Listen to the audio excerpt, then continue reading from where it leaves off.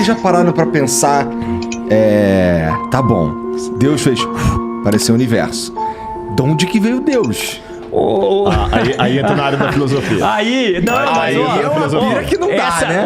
Uma vez eu estava na Universidade Presbiteriana Mackenzie dando uma palestra, veio um filósofo e falou assim: professor, tudo que você falou aí é muito legal e tal, mas você não consegue me responder essa pergunta. Quem criou Deus? Mas o Igor, essa é uma pergunta filosoficamente equivocada. Sim. Um bom filósofo jamais faria essa pergunta, não é, Rodrigo? Não, e ela é feita... Eu ia até trazer... Acho que eu te dei outra vez o meu livro, O Ceticismo da Fé. Sim. Dei pra minha mãe, inclusive. Eu ia trazer outro hoje, mas ficou tudo na Jovem Pan lá, viu, de manhã. Mas eu vou trazer da próxima vez. Aí entra na área da filosofia. Permita-me falar o nome Big Bang aqui para me referir apenas ao start inicial do universo. Claro. Sem entrar nos pressupostos químicos e físicos, que não é minha área. O que havia antes do Big Bang? Ou seja, desse start inicial? O nada. É o nada absoluto. Porque um ponto de comum acordo entre ateus e design inteligente, eu acho que qualquer um concordaria comigo no sentido seguinte: antes do ponto inicial do Big Bang, não havia gravidade, não havia tempo, não havia espaço. Não tinha nada. Não tinha nada. Era o nada absoluto. Tá certo? Mas aí vamos partir de uma questão filosófica que é repetida por vários, desde Parmênides na Grécia Antiga, que os latinos traduziram como ex nihilo nihil fit. Do nada, nada se faz. Se não havia nada, por que hoje há algo ao invés de nada? Então, é mais lógico supor que havia algo. Agora, esse algo que havia, para formar tudo que existe, tem que ser um algo que não está preso ao tempo, porque o tempo veio depois dele. Esse algo não pode estar preso ao espaço, porque o espaço veio depois dele. Ele não pode estar preso à gravidade, ele não pode estar preso a nada. Então tem que ser um algo que seja, no sentido do nosso tempo, atemporal. Não que ele não tenha um tempo próprio dele, mas esse tempo aqui teve um começo, então ele tem que existir antes. Então ele não pode ser temporal, ele não pode ser espacial, porque o espaço não existia. Ele não pode ter começo, porque ele começou todas as coisas. Então tem que ser seja lá o ET que fez tudo isso, ele tem que ter essas qualidades. Ele tem que ser um ser dotado de vontade, porque ele resolveu fazer tudo. Ele tem que ser um ser dotado de design, porque ele criou coisas com desígnio. Ele tem que ser um ser dotado de inteligência, porque ele criou com inteligência. Esse ser, então, não pode ter sido criado por nada, porque se ele foi criado por nada, a única coisa que eu faço do ponto de vista filosófico é deslocar a pergunta mais para trás. E mais para trás. E eu vou cair num ad infinitum absurdo. Eu tenho que obrigatoriamente chegar a 2 caminhos, não tem 3. Aliás, 3 caminhos. Ou eu acredito que a matéria e tudo que existe veio do nada, e me perdoe. Aí vem o meu limite. Isso não é científico. Porque, mas é provado. Não, então vamos falar de método científico agora. Eu vou até pedir licença para entrar na sua área. Eu li muito, desde os primórdios do método científico lá com Francis Bacon, depois as leis de Stuart Mill. O método científico ele tem que ser replicável, ele tem que ser observável, ele tem que ser visto em laboratório, ele tem que ser falseável.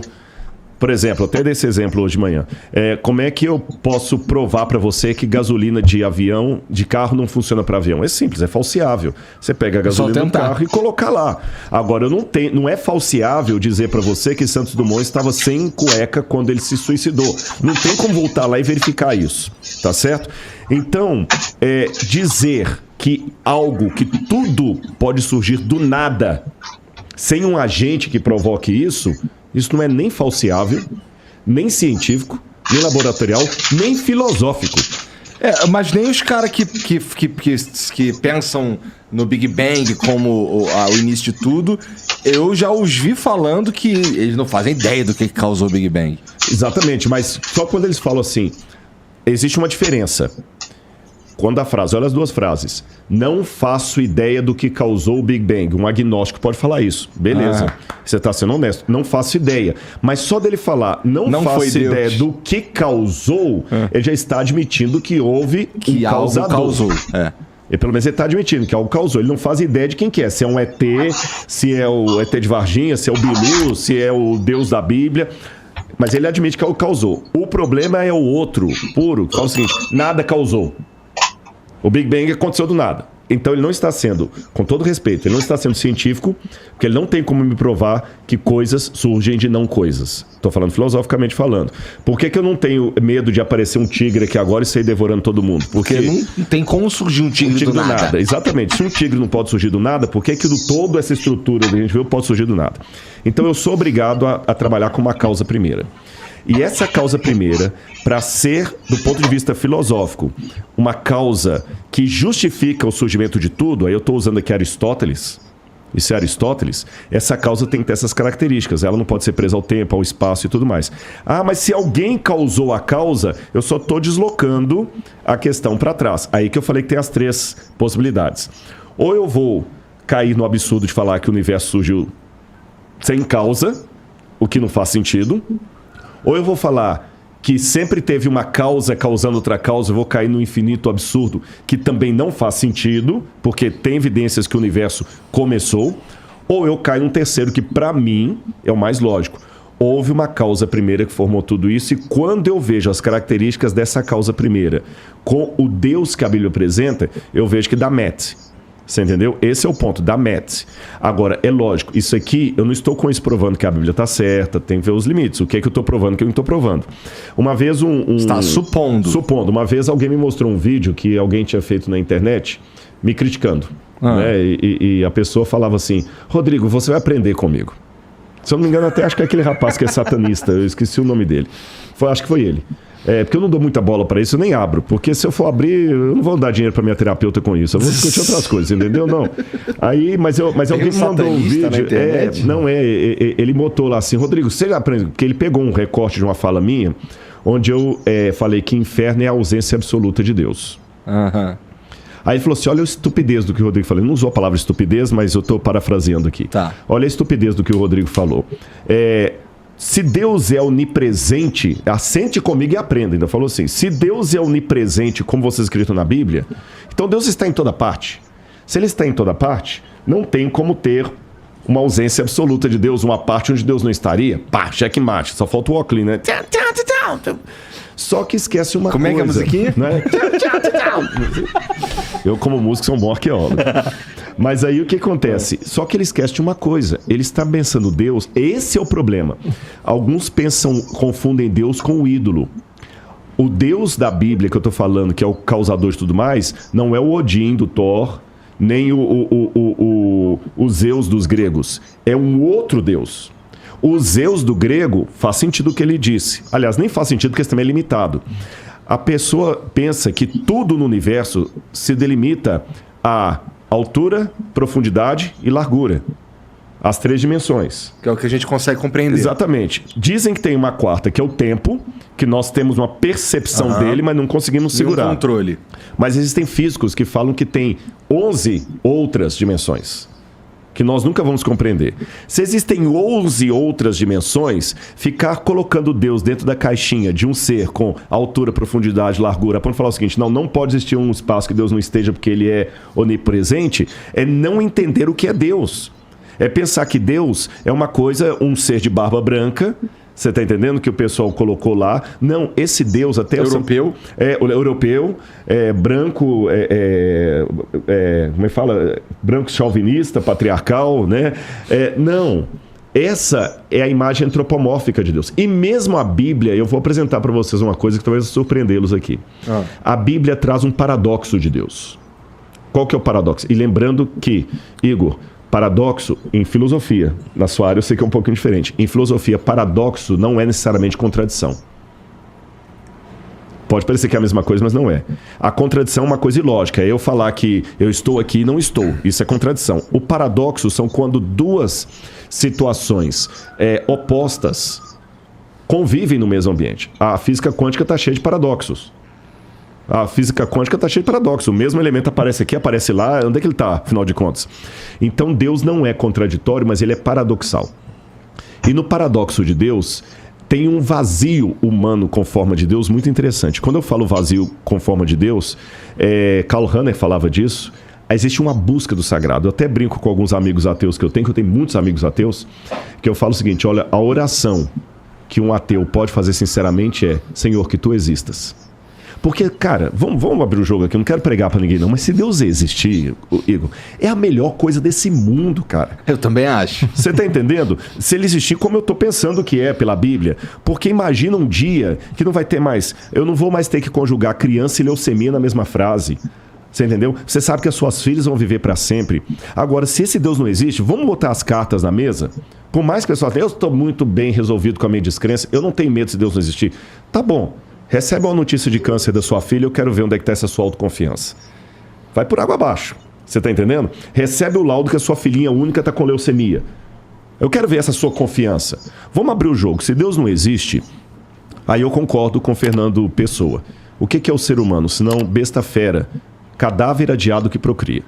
Então essas filhas lindas que você tem, um dia vai virar pó da terra, vai envelhecer, morrer, ou você vai morrer antes, ou sua esposa antes, alguém vai deixá-las. Sabe, ontem mesmo eu perdi um pastor amigo meu, está sendo velado hoje lá no NASP, enquanto eu não estou aqui.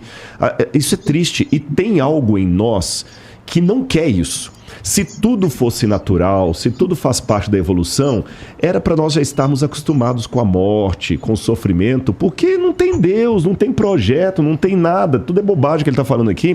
Vamos acostumar com a morte. Para que você chora? Ah, não, é a lei da sobrevivência. De onde que vem essa lei da sobrevivência? Sabe? Vamos acostumar com a morte, vamos transar e beber, porque vamos morrer mesmo e acabou. É só isso. E acabou. Agora, olha que curioso. Nós, às vezes, queremos muitas certezas.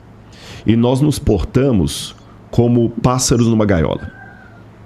O passarinho na gaiola, ele vive num mundo de certezas. Porque na gaiola, ele não precisa caçar a comida dele, porque todo dia o dono coloca o alpiste ali. Ele não precisa se jogar no ar com aquele imensidão embaixo, porque ele está no puleiro ali, é só pular do puleiro para cima. Né? A gaiola, se fizer frio, alguém vai lá e cobra a gaiola. Se fizer chuva, alguém cobra a gaiola. No outro dia ele acorda e já está o dono lá. E ele fica na gaiola cantando. Só que aquele passarinho, por instinto, ele fica olhando lá para fora, as nuvens, e tem alguma coisa nele que o atrai para a nuvem. Ele quer ir, ele não sabe de onde que é isso, que ele é um pássaro. É como as tartaruguinhas do mar, que elas já eclodem lá no Projetar Mais, já vai tudo para a aguinha. Parece que tem algo que fala assim, olha, o seu lugar não é na gaiola. Mas onde é que é meu lugar? É lá no céu. Mas lá eu não vou ter alpiste, eu vou ter que procurar um alpiste, eu não tenho certeza se eu vou ter. Lá eu não vou ter certeza. Lá eu vou ter que ficar na imensidão. Ai, eu não vou ter certeza de nada lá. Bruno, me dá só a coca. Não vou ter certeza de nada lá. Mas eu queria tanto estar lá. Mas como eu não tenho certeza de nada lá, eu prefiro ficar dentro da gaiola. Obrigado. E ele canta todo dia triste, convencido de que a gaiola é tudo que ele tem, mas o coração dele está pedindo para voar. Nós somos como o pássaro na gaiola, nós somos como as tartaruguinhas do Projeto Tamar. Nós eclodimos do ovo procurando uma praia que muitos ateus insistem que não existe. Nós somos como pássaros, cheios de certezas na nossa gaiola científica. Não, aqui eu consigo mensurar, porque que o alpiste, ou seja, a quantidade é tal, ele está ali, o alpiste vai chegar todo dia essa hora, mas tem algo em mim que pede... Senhor, pelo amor de Deus, que tu existas, porque eu não quero perder minha filha para o câncer. Isso você tá falando aí...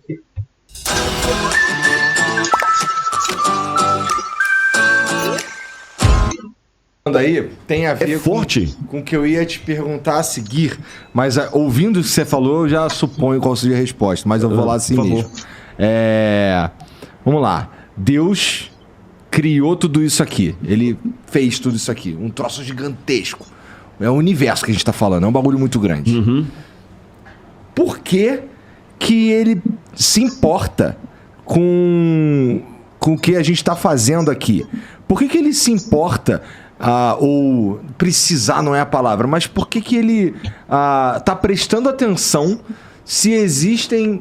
pessoas como você na Terra, assim, crentes, claro, e pastores e que pessoas precisam... como nós. Porque todo mundo está em busca. Mesmo que você não tiver religião, mesmo que você for um agnóstico, você está em busca de alguma coisa. Eu só quero deixar claro que eu acredito em Deus também, mas claro, é só... vamos lá, a maior parte do tempo eu faço advogado do diabo. Tá mas certo. assim, a minha questão é, cara, Deus, ele deve olhar pra nós e... Tá, cara, isso aqui é uma poeirinha cósmica que eu botei ali, porque, sei lá, igual esse cara tem mais... É possível que haja mais uma porrada pelo universo, que a gente não sabe, mas também ninguém pode dizer que não tem. Claro, com certeza, né? com certeza. Então por que ele precisa da nossa devoção? Eu vou responder a você com uma outra pergunta. Você tem 2 filhas. Por que você precisa amá-las? No caso do ser humano, assim, eu as amo com certeza. Sim. Não sei explicar por quê. É muito mais forte que eu. E quando elas nasceram, a minha vida foi transformada, tá? E permita-me tirar o romance do transformado. Eu tenho certeza que foi fralda suja de abacate amassado, noite sem dormir. Esquece o amor, vamos falar só do ponto de vista pragmático. Do ponto de vista pragmático, foi um saco. Pragmático. Mas eu acho que tem uma coisa animal aí, o Rodrigo, que é assim, ó. Assim, a humanidade se manteve a humanidade porque pais cuidavam dos filhos. E isso talvez seja instinto, um instinto do passarinho que quer voar no céu. Bingo, você me deu a resposta. Eu só vou agora mudar uma coisinha aqui pra fechar a resposta que você acabou de me dar. Pode falar o nome dos suas filhas aqui? Claro. Carol e Luísa. Carol e Luísa. Se a Carol falasse assim, papai, por que você me ama? Você não daria essa resposta porque minha filha é um instinto, os pais cuidam dos filhos. Você não ia dar essa resposta. Essa é a resposta do cientista. Eu não ia saber responder isso pra uma criança de 10 anos, né? Mesmo que ela tiver 18, você vai continuar não sabendo responder. É que aí se eu falar assim, ela... Tá, faz sentido. Mas é frio. Eu concordo que é frio. É mais do que isso. Tem alguma coisa pra você... Porque se fosse uma regra... que você ama suas filhas porque pais cuidam de filhos na natureza, não tinha tanta mãe que abandona filho na lata de lixo, não tinha... Mas essas são as exceções, Rodrigo. Mas estão na natureza. Por que eu digo que o que você faz é natural e o que ela diz é exceção? Tem alguma regra aí que foi estabelecida por alguém. Agora, o fato é que, tirando a resposta fria, o fato é que você tem uma hora que você fala assim, que se lasque a resposta. A questão é que quando você sorriu, me chamou de papai, eu me desmanchei. Isso que você tem, a Bíblia chama de imago Dei, para falar bonito em latim. Imago Dei é a imagem de Deus. Deus, quando nos criou de acordo com Gênesis, a teologia sistemática, ou dogmática, como diz a Igreja Católica, dogmática não é de dogma no sentido pejorativo, não é organização. Os evangélicos chamam de sistemática. Ela tem 2 tipos de atributos de Deus. Os atributos inigualáveis de Deus, que só Ele tem, por exemplo, ser eterno, infinito, sem começo e sem fim, só Deus que tem isso. Poder ser adorado. E os atributos comunicáveis de Deus. Aquilo que Deus tem que é tão bom que Ele passa para os seus filhos para eles sentirem também o gostinho. Sabe? É como de repente você ir a um restaurante, você vai fazer uma viagem, sua esposa não vai, você come uma comida e fala assim, meu amor, eu comi uma comida tão boa que eu trouxe... Eu pedi para preparar uma marmitex, porque foi tão gostoso que eu não quis comer aquilo sozinho. Então Deus pensou assim, sabe, meus filhos, é tão gostoso criar vocês e amar vocês que eu vou dar para vocês o gostinho do que é ser Deus. Fomos feitos à imagem e semelhança de Deus. Vocês vão sentir pelos filhos o que eu sinto por você. Tanto é que eu não tenho filhos. Mas existe uma autora adventista que você conhece, Ellen White, que ela fala que quando um pai tem um filho, aí que ele pode entender o que é o amor de Deus. Eu não posso, por incrível que pareça, eu tenho doutorado em teologia. Mas nesse quesito aqui, você pode me dar uma aula do amor de Deus maior do que eu poderia te dar. Eu não consigo te explicar. Esse é que é o ponto. Aí, sabe quando você não consegue explicar, sabe o que você ia me falar? Se eu pedir assim, não, mas me explica, coloca no quadro aqui pra mim, o que é... Você fala, Rodrigo, quer na boa? Tenha o seu filho e experimente. Porque alguns sentimentos são tão profundos que a gente não consegue explicar, mas você pode convidar o outro a experimentar. E é isso que eu digo pra você e pra galera que tá com a gente. Aí vocês vão até entender por que às vezes alguns crentes são tão chatos. Aquela hora eu falei do crente chato, mas deixa eu defender um pouquinho o crente chato. Vai. Eu tava falando Tu é um crente chato, cara? Dependendo do perfil, sou. Sabe por quê? Toda vez que eu venho aqui, eu só falo de Deus. E o Marcos? O Marcos é chato? Pô, mas você é um pastor. Eu espero que você fale de Deus. É.